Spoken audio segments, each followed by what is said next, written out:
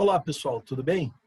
Então, esta é a primeira de uma série de videoaulas em que nós vamos tratar sobre o Segundo Reinado, Economia e Sociedade, tá certo?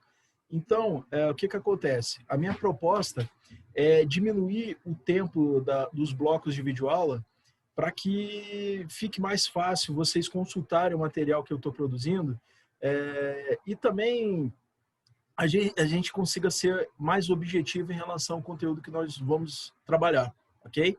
Então, essa que é a proposta. Nesse sentido, então, essa primeira videoaula, ou esta primeira videoaula, ela vai tratar dos fatores, né, do Segundo Reinado nesse aspecto economia e sociedade. Porque você pode abordar o Segundo Reinado a partir de várias perspectivas, né, vários ângulos de observação. Né? Um deles é como se comportou a economia e a sociedade no Segundo Reinado, ok? A outra perspectiva que nós vamos abordar o Segundo Reinado vai ser da perspectiva política. A outra perspectiva, além dessas duas, vai ser sobre os conflitos nos quais o Segundo Reinado se envolveu, os conflitos platinos, os chamados conflitos platinos. Também vamos abordar, finalmente, a crise que levou ao fim do Segundo Reinado. Tá? Então, essa é a nossa proposta. Tá? Então, nessa primeira videoaula, nós vamos falar sobre os fatores do Segundo Reinado no aspecto economia e sociedade. Ok? Então, nós vamos, ao longo das videoaulas sobre economia e sociedade do Segundo Reinado, que é o conteúdo previsto para essa semana, tá?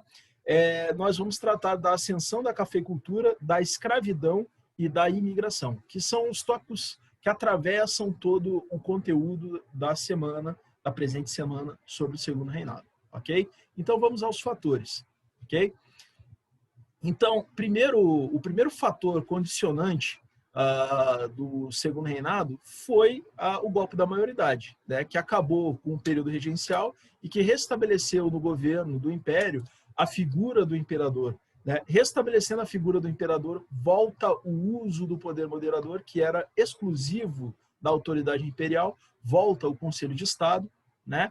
Não é à toa que há uma lei interpretativa do ato adicional de 1834, justamente no ano de 1840, certo? Esse ato interpretativo ele foi formulado pelos conservadores, mas ele foi utilizado pelos liberais depois do golpe da maioridade, inclusive. Ok? Outro fator foi o próprio Segundo Reinado, né? O tempo no qual durou o Segundo Reinado. Então, ele vai de 1840 até 1889. Final de 1889, portanto, um período de aproximadamente 50 anos. Ok? Esse período ele foi marcado por estabilidade política e prosperidade econômica. Tá? Então, é importante dizer isso. Tá? Essa estabilidade política ela tinha relação com o quê? Com a alternância no poder entre liberais e conservadores. Então, eles vão se alternar no poder, né? Eles vão chegar a um consenso de manutenção do sistema político, né? E vão se alternar no poder relativamente de forma pacífica. Relativamente porque houve algum conflito, mas ele foi muito restrito a algumas regiões do Império, né? De uma forma geral, foi um período pacífico do ponto de vista político. Isso é uma coisa completamente nova, né, diferente, né, na história política brasileira, pelo menos no século XIX, mas até mesmo se a gente comparar com o que foi, por exemplo, a República Velha, o Segundo Reinado foi um período muito pacífico, né, se comparado, por exemplo, com a República Velha, que foi o período que veio depois do Segundo Reinado. Ok? Então, liberais e conservadores, inclusive, aceitavam quando perdiam, né, tanto liberais quanto conservadores aceitavam ficar na oposição. Tá? Embora a gente vá ver que ser da oposição, naquela época, significava uma coisa muito diferente do que ser da oposição hoje em dia. Ok? Também, assim, do ponto de vista internacional, o Segundo Reinado conviveu com uma era de prosperidade mundial, né? Uma era de avanço do capitalismo. Né? Por isso que esse período que vai de 1848 a 1875 é chamado de Era do Capital. Né? Essa interpretação ela foi colocada por um historiador inglês chamado Eric Hobsbawm. Ele até escreveu livros com esse título, né? com esses dois títulos, inclusive, que estão aí, a Era do Capital e a Era dos Impérios, para falar, né, sobre as características definidoras desse momento do ponto de vista mundial. Então, foi uma época, né, de avanço das relações capitalistas, né, de trabalho e produção, né, os negócios eles começaram a fluir, né, de forma até bem aberta, né, de uma maneira geral, de forma aberta, muito por influência da Inglaterra, né, que era a potência mundial que defendia o liberalismo econômico, ok?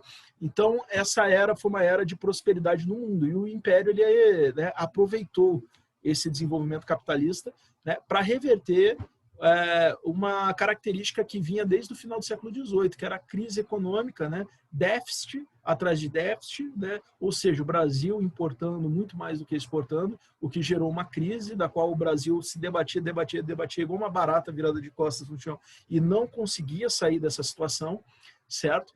Até que veio esse período, né, no qual houve um desenvolvimento capitalista aqui no Brasil, que inclusive levou ao início da industrialização aqui no Brasil também, e também a substituição do trabalho escravo, gradual substituição do trabalho escravo pelo trabalho livre assalariado. Okay? Também foi uma era de impérios, né?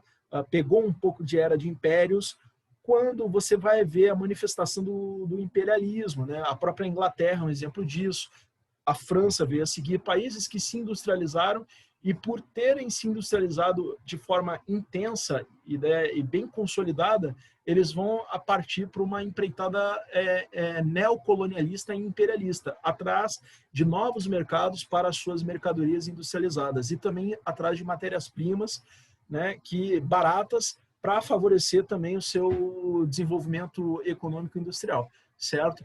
Então, Inglaterra, França, Alemanha, né? Vamos lembrar que a partilha da África aconteceu em 1880, né?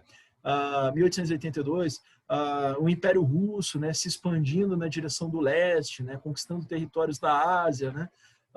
A Inglaterra conquistando a Índia, né, fazendo a Índia propriamente, né? A França pegando um bom pedaço ali da África, né? Os Estados Unidos, né, já no finalzinho lá do século XIX, promovendo a independência de Cuba, né, e colocando Cuba e as Filipinas, né, sobre os seus cuidados, né, vamos dizer assim. Enfim, né, foi uma era de ações agressivas e imperialistas, né, imperialismo esse que tinha finalidade comercial também, ok? Então, é um fator também. O Brasil era mais um país, apesar de ser chamado de império, era um país meio que da periferia, do cantinho desse sistema capitalista internacional, ok? E, né, como eu disse antes, eu já havia adiantado, uma era de prosperidade econômica para o Império, né, que a gente vai ver que vai ser abalada, né, pela Guerra do Paraguai, mas sim, de fato houve uma prosperidade no segundo reinado, né? O Brasil que passou, né, a ser governado por um imperador menino, né, de 14 anos, né? Então o Dom Pedro II começou a governar o Brasil com apenas 14 anos de idade. Está aí uma representação da aparência dele quando ele começou a governar o Brasil a partir de 1840, certo? Então ele foi uma pessoa, um ser humano que cresceu, né? Praticamente ele cresceu governando o Brasil, certo? Ele se tornou um homem adulto, maduro mais para frente e velho governando o Brasil, né? E foi expulso do Brasil quando chegou à velhice, né? Inclusive, tá? Então Dom Pedro II deu início a essa nova fase da realidade brasileira, né? Uma era representada por estabilidade política, prosperidade econômica, tá? Isso é importante colocar. Então, na nossa próxima videoaula, eu vou falar sobre a ascensão da cafeicultura, tá ok? Um abraço a todos, agradeço a participação de vocês aqui, ainda que seja só assistindo, tá? Só um lembrete, uma observação. Tá? Esse conteúdo aqui, ele corresponde ao que está no capítulo 19, tá? da página 264 até a página 270. Tá? Já podem fazer a leitura, tá? E um grande abraço a todos. Até mais.